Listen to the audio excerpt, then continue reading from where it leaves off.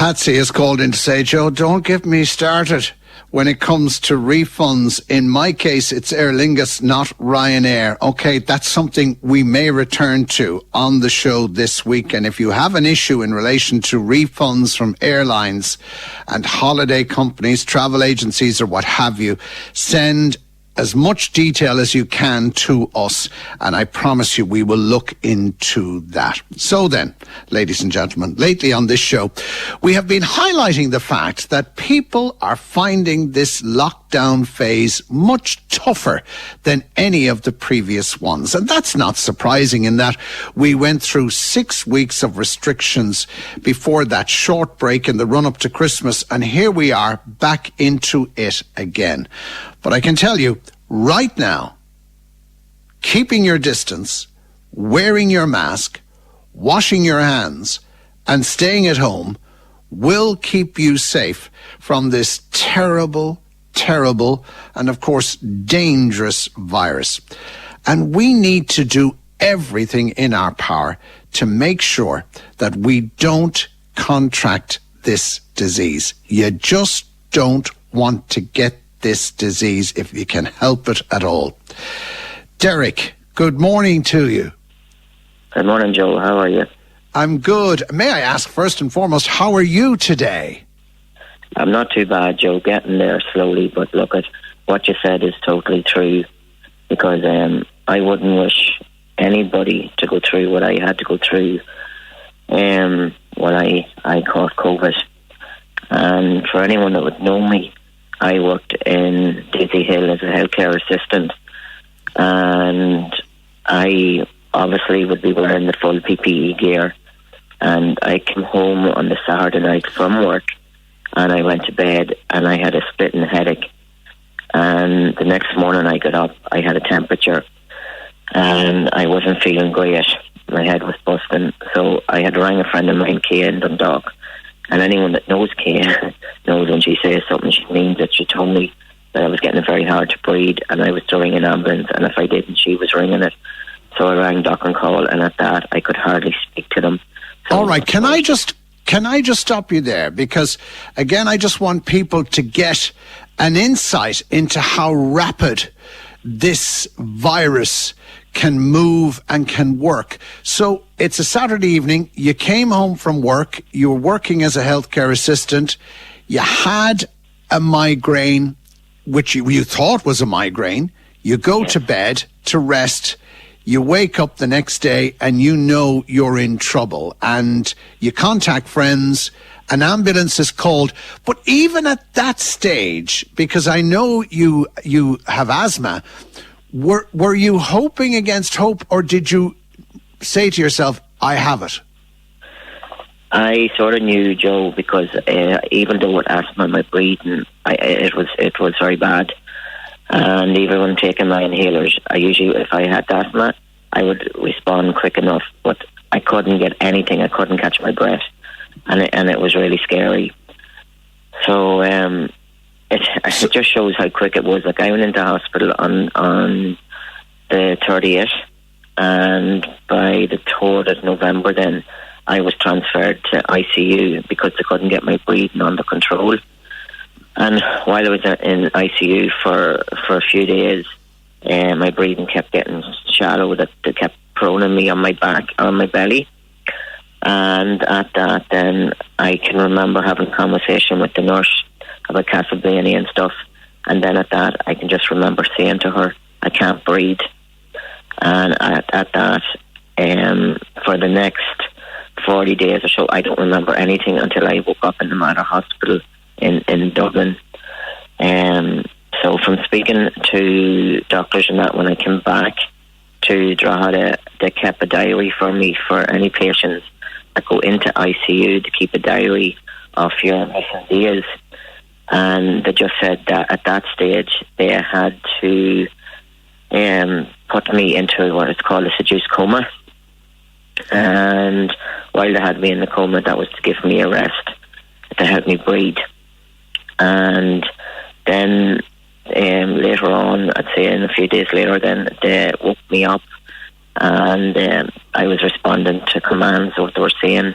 But then later on that night again, they had to put me back into the seduced coma. And I developed a chest infection, which led to pneumonia. And then my breathing was getting worse again. So it ended up then they had to put me on dialysis. And so at that stage then, as I said, they had to contact the Mater because I was getting worse. I wasn't responding to medication or anything there. And I was sent then to the Mater, and I had to go on a ECMO machine, which is like another lung and helps you to breathe and takes the blood out of your body and gives it oxygen and pumps it back in. So after 2 weeks in Dublin, I was released back to Drogheda. And when I got back into ICU, I was quite aware of everything that was happening. I was taken off dialysis, but at this stage I still had a tube in my throat, and they kept that in for an extra week, and I wasn't allowed to eat or anything. It was just all my care. And when the nurses and all would speak to me about my experience, it was just so hard to believe that it was a 50-50 chance, that the doctors had told my mum and my partner there was a 50-50 chance whether I would live or not, and they weren't confident that I would make the journey to Dublin. But thank God, with everybody's prayers, possibly in the surrounding areas, I did pull through. And as I said, like, people out there think that this virus is not seriously, that it's the flu. But like, what I want to say is, like, how quick it hit me. Within 2 to 3 days, I was in a coma and fighting for my life. So, all right, and I think you're doing. I think you're doing the country a great service by sharing your story, because you and I go back a long way. Derek, once upon a time, actually presented a number of shows on this radio station. Nice. Derek will be well known for his work with Macra na Firma and other organisations, I'm sure. But I was just thinking, Derek, do you mind me asking, how old are you? I'm 48. 48. And would it be fair to say enjoying pretty, reasonable good health before all of this happened? It was, Joe, yeah. It was. And again, when I was chatting to you the other day, you were saying to me that, that trip, the initial trip or the journey in the ambulance to Drogheda, and then lying in your bed in Drogheda and realising you had worked in the healthcare area. You were working in the healthcare area when you contracted the condition. So you knew that, yes, here we are, I'm now meeting COVID. Do you mind me asking, what was going through your mind at that time? I was just really scared, Joe, to be honest with you, because, like, as I said, I worked in a COVID ward in Daisy Hill, and I've seen it up front, like, and there was a lot of people that weren't pulling through. And, of course, I was so scared, like, there's no point saying I was just afraid that I was never going to see my family or friends again. We had a few deaths and stuff like that. So, yeah, it is very scary, So it's just a matter, like, of as you said at the start of the program, to wash your hands, keep your distance, and that. Because, like I said, even with wearing the full PPE gear, like, the doctors and nurses, like, I'm ever so grateful. I owe them my life. Like they're not getting half the praise that they deserve. Like they're all in their full gear too, and they can catch it as well. And I've seen, and when I come back from Drogheda, some of the abuse that doctors and nurses have to take from patients. So I don't think it's fair. We have to praise them as best we can. Like, and everybody, as you say at the show, that there's different TDs getting bonuses and stuff. Like, this thing of people going out clapping and beeping horns for the health service, that's not right, because I think that doctors and nurses should be getting a pay rise in any healthcare system as well, because what clapping and that, what good is that? Like, they're in there fighting, and to where anyone that's in the healthcare service will understand, when you put on your PPE gear, like, for 12 hours, like, you're sweating, like, and you have a tight mask. Like, I can't bear that tight against my face, but when you're working, you have to. So I think the health service needs a wee bit more praise and that, and I can't fault them. I can't fault them. Like, even when I was coming home, like, I was home a week there yesterday, and I got up to say thank you to the staff in ICU. And you know, it was a very emotional day for me, because when they came out and saw me, some of the doctors and nurses hadn't seen me since I had been transferred to Dublin, and there was a few tears. No point saying any difference. I know. We did have a cry, and it just called me, like, every doctor and nurse in there kept calling me the wee miracle guy, because, as they said, majority of the patients don't pull through with COVID. But you are. I mean, as you know, people were calling me to say you were coming home. I didn't even know you had COVID. And then when people were calling me, and as you know, in turn, I made contact, hello to Nolene and all. And I was just thinking that, like, for example, correct me if I'm wrong, I've been doing the counting since we spoke last week. What, about 45 days in a coma? That's right, yeah. Yeah. It's pretty scary. And when you weren't allowed to eat or anything when you came out of it. Like, it was just all my chair. And, you know, I kept saying to the doctors, all I wanted for Christmas was a glass of water.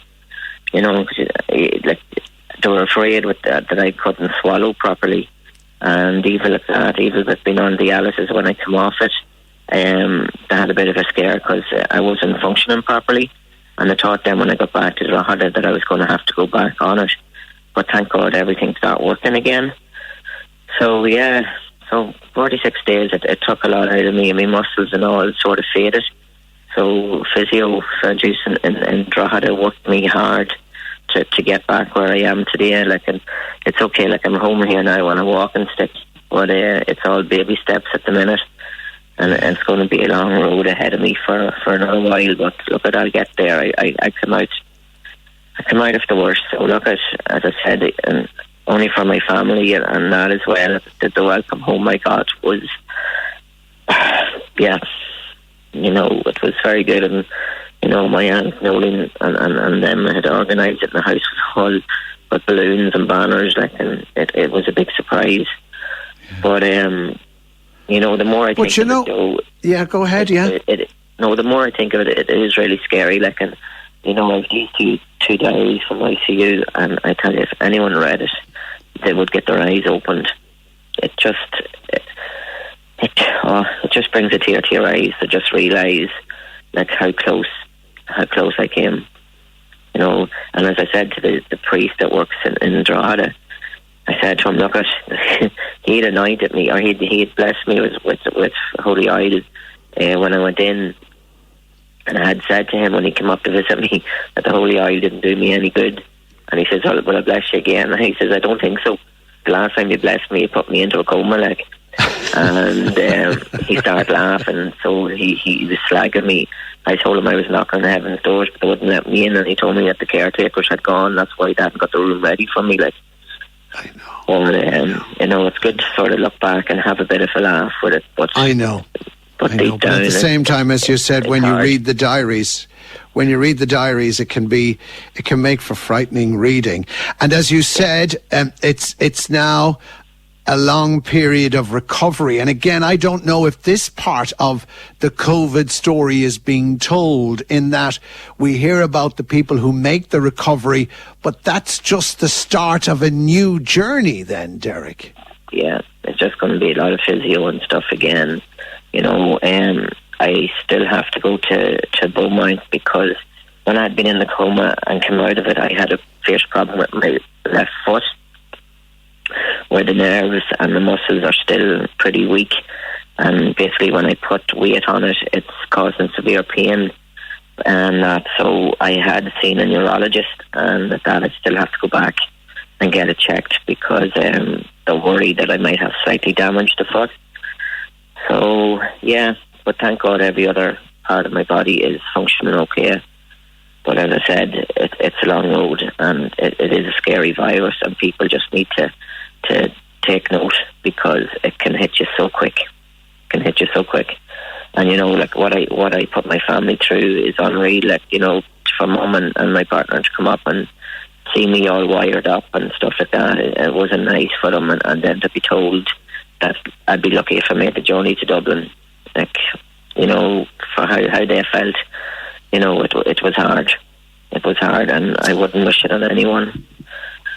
And well, I am so grateful to you, that you agreed to talk to us this morning and share your experience with us. And I'm so grateful that you're now on that road to recovery, Derek. And I know I speak on behalf of so many. I'm looking at the text line here and I'm looking at the phone calls coming in, and so many people, Derek Wallace, of course, who worked with us, as I said, on a number of programmes here down through the years on Shannon's Side, Northern Sound. But I'm so glad that you've made your recovery, and I know it's baby steps, bit by bit, day by day. But I know you'll get through it, because you are surrounded by some wonderful people, some really amazing people who will be there for you every step of the way. And thank you, Derek, for being with us today on the show. I really appreciate it. No bother, Joe. Thanks for having me. Cheerio. God bless you. Thanks indeed. That's Derek Wallace there. And that's a miracle. It's a miracle. He has recovered, and he will say that himself. He is the miracle man. And I'm so thrilled for him and for his family and for his many, many friends. And the fact that he has shared his story with us this morning, it's a wake-up call. I don't need to say any more. 087